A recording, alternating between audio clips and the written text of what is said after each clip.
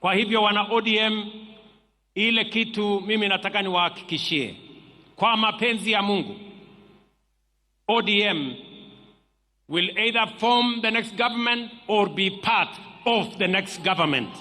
Raila Odinga's death has opened a new political chapter in Kenya, one that has unexpectedly put Embakasi East MP Babu Owino at the center of national attention. What began as a solemn farewell to the late opposition leader has turned into a revelation of a new political force in 3 separate moments. At Kasarani, Kisumu, and finally in Bondo, Babu Owino's presence stood out so strongly that even President William Ruto could not ignore it.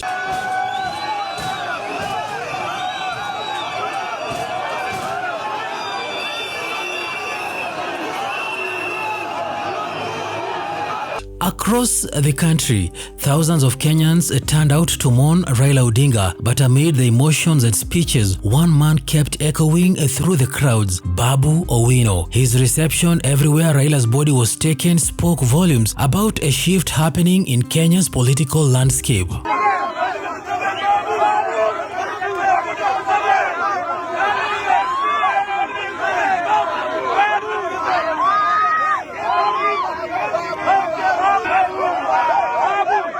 The Kasarani moment. During the viewing of Raila's body at Kasarani Stadium, the event drew leaders from across the political divide, including the president, senior government officials, and opposition members. Yet, in the midst of this national moment, Babu Owino became the star of the day.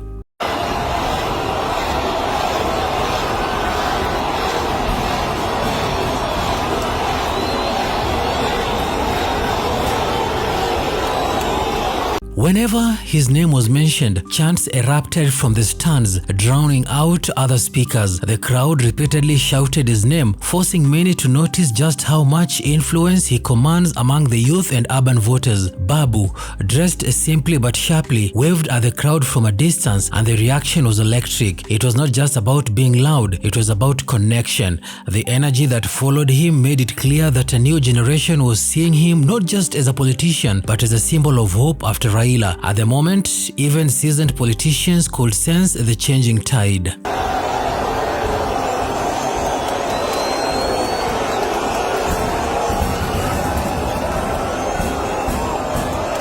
The Kisumu uproar. If Kasarani was a signal, Kisumu was a confirmation. As the body of Raila Odinga was taken to his home region, the people of Kisumu turned up in massive numbers. The city, which has always been loyal to Raila, seemed to have found its darling in Babu Owino. Rumors had spread earlier that there were plans to disrupt the convoy, but when he arrived, the complete opposite happened. His entourage was welcomed like loyalty. Youths ran beside his vehicle, cheering him on, waving flags and chanting his name.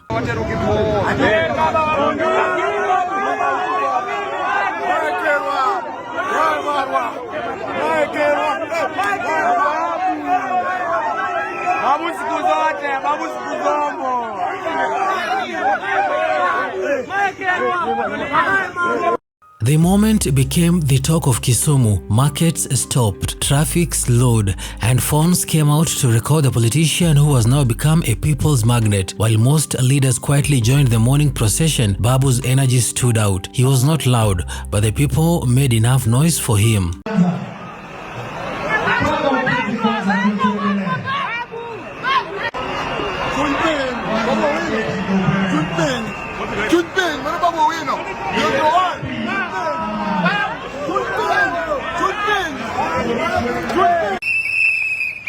He took the advantage of the moment to engage with the youth, reminding them of their role in shaping the next generation of leaders. For a city that has always worshipped political icons, Kisumu's embrace of Babu Owino spoke volumes about the future.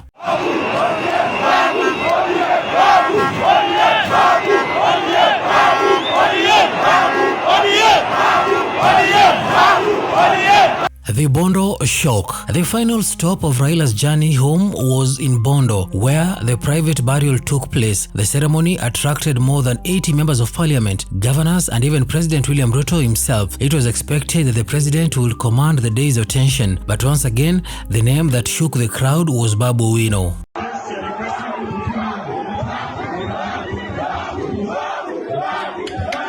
During the reading of the names of MPs present, the crowd erupted when Babu's name was mentioned. The cheers were so loud that they overpowered even the announcement of senior leaders. For a moment, the event felt less like a burial and more like a political awakening. Honorable Eve Akinyi-Obara, Honorable Beatrice Elachi, Honorable Esther Passaris, Honorable Irene Mayaka, Honorable Babu Owino, Honorable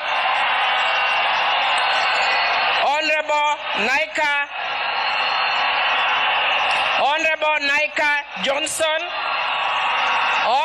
Babu's rising popularity became impossible to ignore. The cameras caught him interacting freely with mourners, receiving nods of respect from older politicians and warm gestures from youth groups. It was evident that he was now the man many believed could carry Raila's legacy forward.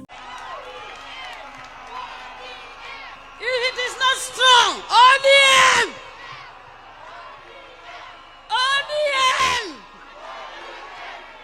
ODM! ODM! ODM!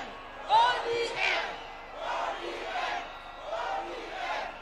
President Ruto may have attended the burial to show unity, but behind the handshake and solemn faces, it was clear that the ground was shifting. Raila's death has left a vacuum, and Babu Owino's sudden rise was becoming too visible to overlook.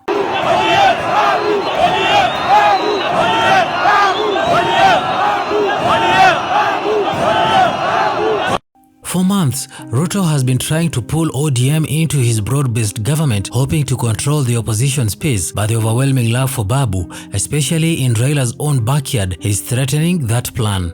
The president knows that politics is about timing, and Babu's timing could not be better. He has the energy, the youths behind him, and a growing image of defiance that appeal to millions of Kenyans tired of all politics. His growing fame is not just confined to Nairobi, it has spread deep into Nyanza and beyond.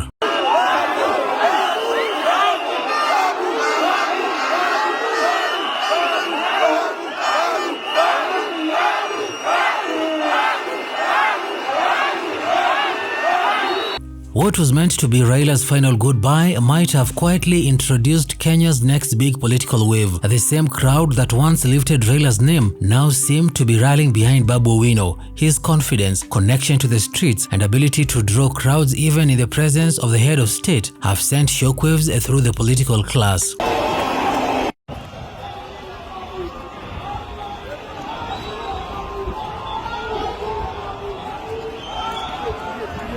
Raila's death has not just marked the end of an era, it has unveiled the beginning of another. And if the chants, cheers and the energy witnessed in Kasarani, Kisumu and Bondo are anything to go by, then one thing is certain. This man Babu is no longer just a young MP from Embakasi East. He is a movement in the making, and Ruto knows it.